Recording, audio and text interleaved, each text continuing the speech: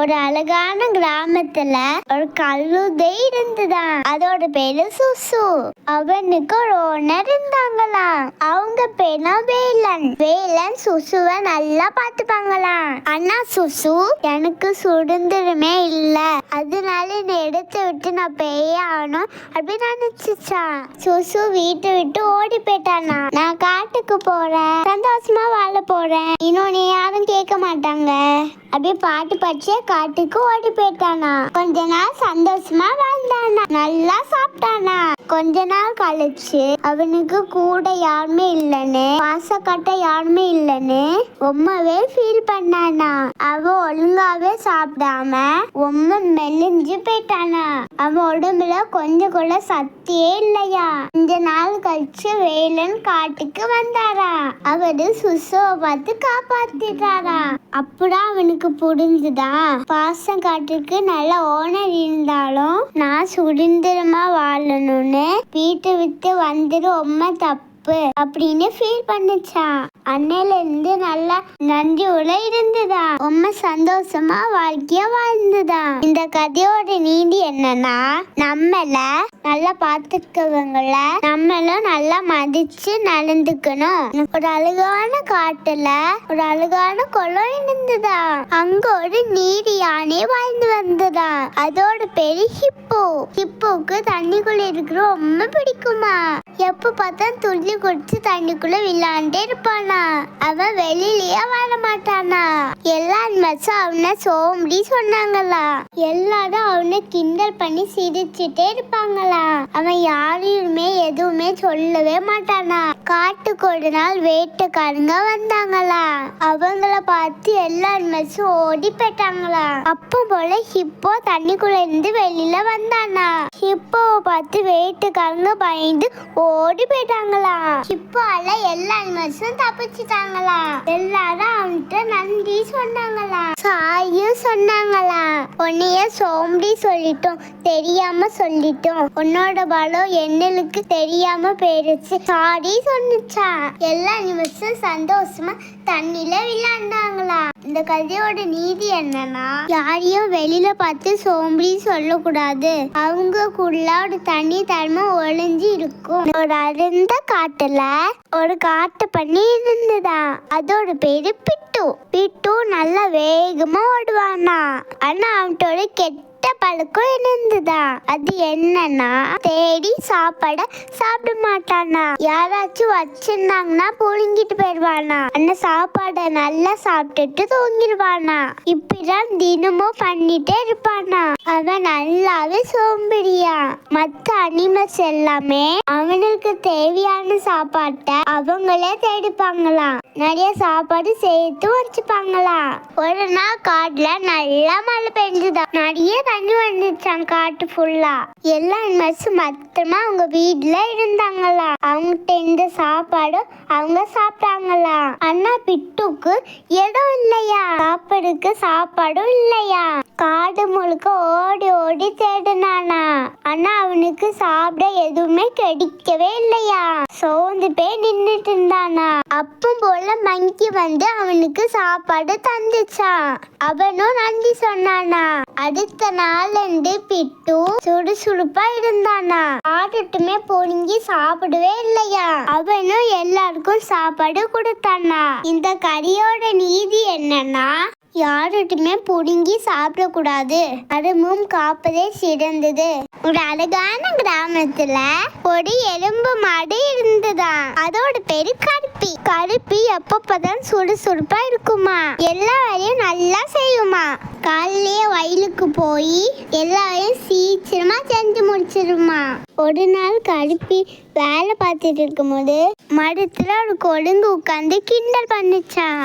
நீ எப்போ பார்த்தாலும் வேலை பார்த்துட்டே இருக்க, வாழ்க்கைய உனக்கு என்ஜாய் பண்ணவே தெரியல அப்படி சொன்னிச்சான். ஒரு நாள் எனக்கு ஒருங்கு மரத்துல இருந்து தவறி கீழே விழுந்துருச்சான். அதுக்கு நல்லா அடிபட்டுருச்சான். அப்போ அந்த கருப்பி ஓடி வந்து அதுக்கு ஹெல்ப் பண்ணிச்சான். அந்த கொழுந்துக்கு ரொம்ப கேவலமா போச்சான். நான் ஏதோ கிண்டல் பண்ணிருக்கேன், அசிங்கப்படுத்திருக்கேன், ஆனா என் உயிரை நீ காப்பாத்திருக்க அப்படி சொல்லி நன்றி சொன்னிச்சான். கருப்பியும் பரவாயில்ல விடு அப்படி சொன்னிச்சான். அடுத்த நாள் இருந்து கருப்பிய ஆனா கொடுங்கு கிண்டல் பண்ணவே இல்லையா. 2 பேரும் ஃப்ரெண்ட் ஆயிட்டாங்களாம். இந்த கதையோட நீதி என்னன்னா, ஒருத்தங்களை கிண்டல் பண்ணவே கூடாது. அவங்களா அவங்களுக்கு ஒரு நாள் ஹெல்ப் பண்ணுவாங்க. ஒரு காட்டுல ஒரு காண்டாமிருகம் இருந்துதான். அதோட பேரு பிங்கு. பிங்கு ரொம்பவே நல்லவனா, எல்லாரு கூடயும் பாசமா பழகுவானா. அவன் உருவத்துல பட்டுதான் பெருசா, ஆனா அவன் மனசால ரொம்பவே சின்னவனா. ஒரு நாள் காட்டுல சுத்தமா தண்ணி இல்லாம வறண்டு போயிடுச்சான். எல்லா அனிமல்ஸும் ரொம்பவே ஃபீல் பண்ணிட்டு இருந்தாங்களா. அப்ப போல பிங்கு ஒரு ஈரமான இடத்தை கண்டுபிடிச்சு அதை தோண்ட ஆரம்பிச்சானா. அவன் தொடர்ந்து தோண்டிட்டே இருந்தானா. அவனுக்கு ரொம்பவே கஷ்டமா இருந்துதா. அவன் கொம்பெல்லாம் வளைச்சிச்சான். ஆனாலும் அவன் ஃப்ரெண்ட்ஸுக்காக அவன் பண்ணானா. கொஞ்ச நேரத்துல ஊட்டு தண்ணி மேல வர ஆரம்பிச்சிருச்சான். எல்லாரும் சந்தோஷமா தண்ணி குடிச்சாங்களாம். பிங்குக்கு எல்லா அனிமல்ஸும் நன்றி சொன்னாங்களாம். இந்த கதையோட நீதி என்னன்னா, நம்மள்கிட்ட இருக்க பலத்தையும் புத்தியும் வச்சு எல்லாருக்கும் உதவி செஞ்சா எல்லாரும் சந்தோஷமா வாழலாம். ஒரு அழகான கிராமத்துல ஒரு சோம்பி மாதிரி இருந்துதான். அதோட பேரு லூலு. லூலு ரொம்ப சோம்படியா, உட்கார்ந்து இடத்துல இருந்தே சாப்பிடுமா. நல்லா சாப்பிட்டுட்டு இருந்த இடத்துல நல்லா படுத்து தூங்கிடுமா. அது எப்பவும் சாப்பிட தூங்க இது பட்ட வேலையா. ஒரு நாள் அந்த மாட்டோட ஓனரு ஒன்னுக்கெல்லாம் ஒரு போட்டி வச்சுக்க சொல்லிட்டு இருந்தாரா. உங்கள யார் அதிகமா பால் குடுக்குறாங்களோ அவங்களுக்கு நான் நல்லா சாப்பாடு தண்ணி கொடுப்பேன் அப்படி சொன்னாரா. உடனே மத்த மாடு எல்லாமே நல்லா சாப்பிட ஆரம்பிச்சாங்களாம். நிறைய சாப்பிட்டானா நிறைய பால் கிடைக்கும் நினைச்சாங்களாம். ஆனா லூலு பட்டும் மரத்து கடியில உட்காந்து நல்லா தூங்கிட்டு நின்றுதா.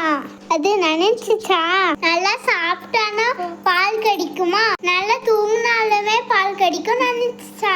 கொஞ்ச நேரம் கழிச்சு லூலுவோட ஓனரு பால் கலக்குக்கால அத கெட்டி போட்டாரா. லூலுவுக்கு ரொம்பவே பயமா இருந்துதா. ஓனரும் பாலை கலந்துட்டு என் அம்மா பால் கம்மியா குடுத்துருக்க அப்படி திட்டுனாரா. நான் உனக்கு என்ன சாப்பாடுமே தர மாட்டேன் அப்படி சொன்னாரா. மத்த மாடுக்கும் பால் கடந்தாரா. அவங்க தான் நிறைய பால் கொடுத்தாங்களா. அவங்க ஓனரும் நல்லா பாராட்டுனாங்களா. அவங்களுக்கு எல்லாருக்குமே நல்ல புல்லும் தண்ணியும் கொடுத்தாரா. எல்லாரும் ஜாலியா போட்டு சாப்பிட்டாங்களா. ஆனா லூலு பட்டு ரொம்ப ஃபீல் பண்ணி அழுறானா. லூலு சொன்னிச்சா, என்னோட சோம்பி தண்ணிதாலதான் ஒழுங்கா பால் கொடுக்காம போயிட்டேன், அதனால எனக்கு ஒழுங்கா சாப்பாடு கிடைக்கல சொல்லி ஃபீல் பண்ணானா. அடுத்த நாள்ல இருந்து லூலு ரொம்ப சுறுசுறுப்பா இருந்தானா. எல்லாரும் மாதிரி அவனும் நல்லா ஏற சாப்பிட்டானா. இந்த கதையோட நீதி என்னன்னா, உழைத்தாதான் நல்லா பலன் கிடைக்கும். ஒரு ஆத்துல ஒரு முதல்ல ஒண்ணு வாழ்ந்து வந்ததான். அதோட பேரு டிங்கு.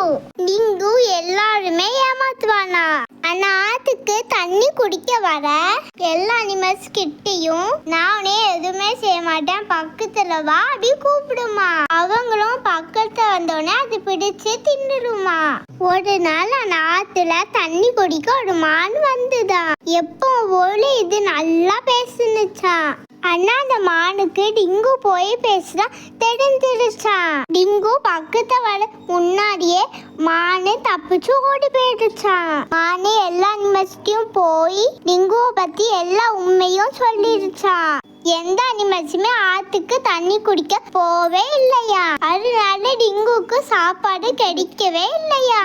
அவன் சாப்பிடாம இருந்தனால அவனுக்கு உடம்பு சரியில்லாம போயிடுச்சான். இந்த கதையோட நீதி என்னன்னா, யாருமே போய் சொல்லி ஏமாத்த கூடாது. அப்படி செஞ்சா கடைசியில கஷ்டம் தான் வரும். எனக்கு அதை உனக்கு பிடிச்சிருந்தா லைக் பண்ணுங்க, ஷேர் பண்ணுங்க, கமெண்ட் பண்ணுங்க. இன்னும் சந்திக்கிறேன். பாய்.